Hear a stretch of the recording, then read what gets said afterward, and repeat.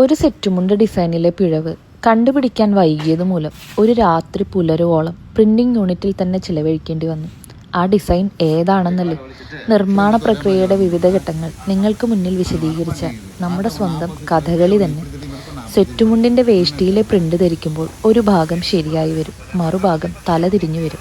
തല ഇങ്ക് വരണം, ഇത് ഇങ്ക് പോണം.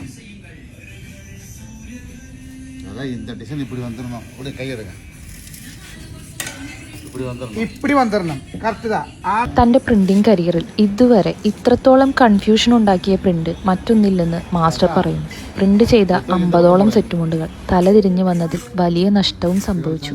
ഇനി എന്ത്? என்னைக்குமே ஒரு 10 பாயிண்ட் ஒரு 50 மீட்டர் 20 மீட்டர் டேமேஜ் பண்ணி தான் அதுக்கப்புறம் தான் என் டிசைன் கரெக்ட் பண்ண முடியும். எடுத்ததுமே கரெக்டாக வந்துருங்கிறதெல்லாம் என்றைக்கு வந்து யாருனாலுமே பண்ண முடியாது. ஃபஸ்ட்டு அடித்து ஒரு 5 மீட்டர் 10 மீட்டர் டேமேஜ் பண்ணி பார்த்துட்டு தான் அதில் என்ன தப்பு நடக்குது அப்படின்னு தெரிஞ்சுட்டு കേരളത്തെ പ്രശസ്തിയുടെ കൊടുമുടിയിലെത്തിച്ച ഈ കലാരൂപത്തെ അത് അർഹിക്കുന്ന ബഹുമാനത്തോടെ ഏറ്റവും ഭംഗിയായി തന്നെ അവതരിപ്പിക്കുമെന്ന നിശ്ചയദാർഢ്യം നമുക്കുണ്ടായിരുന്നു. കൺഫ്യൂഷൻ കാരണം നമ്മൾ സ്ക്രീൻ മാറ്റി മാറ്റി മാറ്റി ചെയ്ത് അങ്ങനെ ഫൈനലി 3ാമത്തെ തവണ ചെയ്തിട്ടാണ് ഈ സെറ്റുമുണ്ട് കംപ്ലീഷൻ ആയത്. അപ്പം ഇനി എല്ലാം കഴിഞ്ഞ് വിത്ത് ബ്ലൗസോട് കൂടിയിട്ട് ഉടൻ തന്നെ നമ്മുടെ പേജിൽ കഥകളി റിലീസ് ചെയ്യുന്നതാണ്.